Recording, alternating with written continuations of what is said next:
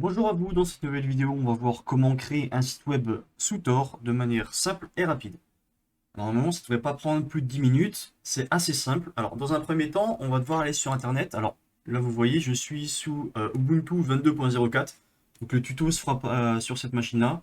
Évidemment, ce ne sera pas pareil sur Windows ou autre, mais je ne le traite pas dans cette vidéo. Donc, à vous d'aller vous renseigner après sur Internet. Donc la première étape, c'est d'aller télécharger le navigateur Tor. Alors le navigateur Tor, il ne nous servira pas pour créer le site web, mais il nous servira ensuite à la fin pour tester qu'on y a bien accès. Donc moi, je suis sous Linux, donc forcément je vais télécharger la version Linux. Donc ça nous donne un tar, fichier tar, une archive tar. On va devoir ensuite la décompresser. Alors je fais ça maintenant, on aurait pu le faire tout à la fin, mais ça arrive au même. Et dans mes downloads, ls, j'ai bien le Tor browser. Du coup, je vais tar xvf pour extraire l'archive Tor. Hop, là, c'est en train d'extraire. Ça prend un peu de temps. Une fois que ce sera fait, on pourra directement le lancer et le mettre en arrière-plan, pardon. On va maintenant aller dans le répertoire Tor. Et si on fait un ls dedans, on voit qu'on a un start torbrowser.desktop. On va lancer ceci. Donc là, ça le lance en mode détaché. Ça prend quelques secondes. Et là, normalement, il est en train de se lancer. Vous voyez, Tor Browser qui s'est lancé. On peut déjà cocher tout le temps se connecter obligatoirement, enfin automatiquement au réseau Tor. Connect. Là, ça va établir la connexion. Et une fois que ce sera bon, on pourra passer à l'installation du Service Store qui, lui, nous servira cette fois-ci à installer notre site web. Ça, on peut le mettre de côté. C'est bon, on a fini. Alors maintenant, du coup, ce qu'on va faire, c'est qu'on va faire sudo apt update pour mettre à jour les dépôts. Ça prend un peu de temps. Une fois qu'on a fait ça, une fois que tous les dépôts sont à jour, on va pouvoir installer le Service Store avec un sudo apt install tor. Si ça veut bien se terminer. Voilà, donc on peut maintenant installer le Service Store avec un sudo apt install tor. Une fois que c'est terminé, on peut regarder que le système tourne bien, enfin que le service tourne bien avec un système CTL status tor. Hop, là on peut voir qu'il est vert, il est running, il est actif, donc ça c'est bon. On va ensuite pouvoir installer notre serveur web. Donc le serveur web, il sera installé en local et après c'est Tor qui va faire le lien pour pouvoir y avoir accès directement sur le réseau Tor. Donc ici, je vous mettrai en description, il y a un lien de Digital Ocean pour indiquer comment installer Nginx sous Ubuntu. Parce que je suis sous Ubuntu, comme je vous l'avais dit au début. Là, en l'occurrence, c'est assez simple, donc on n'en a pas besoin. Mais si jamais vous avez besoin de faire des choses un peu plus compliquées, cette documentation est vraiment pas mal. Alors pourquoi on utilise Nginx plutôt qu'Apache ou autre? Parce que dans la documentation, je vous la mettrai également en description, la documentation pour setup un site web au niveau de Tor, il préfère, il considère au niveau de l'anonymat Nginx comme étant plus fiable. Voilà, tout simplement. Donc on va faire un apt install Nginx également. Ah, sudo, si j'oublie le sudo, ça va le faire. Là, j'ai mis sudo deux points d'exclamation pour remplacer en fait la commande précédente. Voilà. En fait, sudo double point d'exclamation, c'est comme si j'avais fait sudo la commande précédente.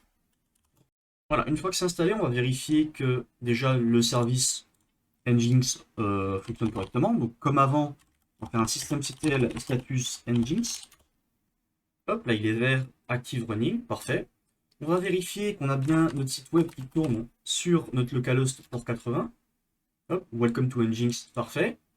Et maintenant, ce qu'on va faire, c'est qu'on va modifier la configuration de Tor pour faire en sorte que notre site web soit exposé, alors notre site web local soit exposé sur un site .oignon. Donc pour ce faire, alors moi j'utilise Nano, mais vous pouvez utiliser n'importe quel autre éditeur de texte. Sudo Nano, on va modifier le fichier de configuration qui se trouve dans etc tor rc. Hop, on va dedans. Ensuite, on va à la ligne où ça parle de Hidden Service, ici, et on va décocher ces deux cases, enfin ces deux lignes. Hop, le premier, Hidden Service, enfin Hidden Service dir et Hidden Service port.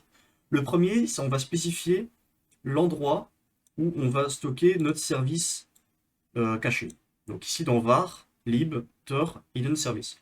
Et ensuite, c'est le port actuel et sur quel port on veut mettre notre site.oignon. Par exemple, si là je mettais 8000 dans le premier, au niveau du 80, si je mettais 8000. Alors pour arriver sur notre site web, dans Tor, il faudra mettre toute l'URL .oignon 2.8000. Là en l'occurrence on laisse port 80 parce que c'est le port par défaut pour HTTP. Voilà. Donc on décoche ces deux cases, ces deux lignes, j'ai un peu de mal. Hop, on peut copier celle-là pour après. Alors on n'est pas obligé de créer le dossier. Le dossier va se créer obligatoirement, enfin automatiquement une fois qu'on aura relancé le service. On décoche ça, on save, on va redémarrer Tor, restart Tor pour que la configuration soit prise en compte. Alors sudo, j'ai oublié de faire un sudo, voilà. Il me demande quand même ça, hop. Voilà, on va revérifier que ça a bien redémarré. Status, il est vert, actif, c'est bon. Maintenant, le problème, c'est que, ok, on a redémarré, on a notre configuration, tout ça, mais on ne connaît pas l'adresse, l'URL de notre site Tor. Et on sait que les URL sont des caractères qui sont très longs. Je crois que c'est 64 caractères, point oignon. Et là, on peut pas le deviner. Du coup, en fait, on va se rendre dans le répertoire, évidemment, je l'ai pas pris, qu'on avait créé. Donc, var lib tor identity service. Ok, j'ai un petit peu galéré, mais en fait, c'est juste que sudo cd ça marche pas, fallait se mettre en route. Du coup, je lui fais un sudo dessus pour être en route. Je suis allé dans le var libtor hidden service comme on avait avant. Et ici, on peut voir, alors attendez, je retourne. Ici, on peut voir qu'on a plusieurs fichiers. Notre clé secrète, qu'il ne faut absolument pas partager, parce que c'est un truc secret et du coup, voilà. La clé publique, le hostname et les clients autorisés. Là, si vous voulez faire une sorte de whitelist. Nous, ce qui nous intéresse, c'est le hostname. Donc, on va faire 4 hostname. Et ici, on a une adresse en .oignon, qui est l'adresse sur laquelle on est censé pouvoir avoir accès à notre site web. Du coup, on la copie, on retourne sur notre Tor browser qu'on avait ouvert avant. Là, normalement, on est connecté au réseau Tor, et on peut tenter de se connecter à notre adresse .oignon. Alors, ça peut prendre un peu de temps, du coup, je vous retrouve une fois que c'est bon. Hop, voilà, maintenant, on peut voir que le Welcome to Nginx, on est bien sur notre site web local, via cette URL, donc c'est bien une adresse oignon, donc sur le réseau Tor. Si vous voulez vraiment être sûr, ce que vous pouvez faire, c'est aller dans var html, hop, là, créer un nouveau fichier index.html. Dedans, vous mettez hello, n'importe quoi. Voilà, comme ça. Vous enregistrez, et là, du coup, sur Tor, quand vous remettez à jour, on a bien notre fichier qui a été actualisé, et du coup, le site web, on y a accès. Voilà, donc c'était une vidéo assez courte. Voilà, je ne vous ai pas expliqué ce que c'était Tor et tout de base, mais je vous invite, si vous ne savez pas, à aller rechercher directement sur Internet. Je ferai très certainement une prochaine vidéo pour vous montrer comment on peut un peu personnaliser cette URL. Parce que là, c'est quelque chose de généré aléatoirement.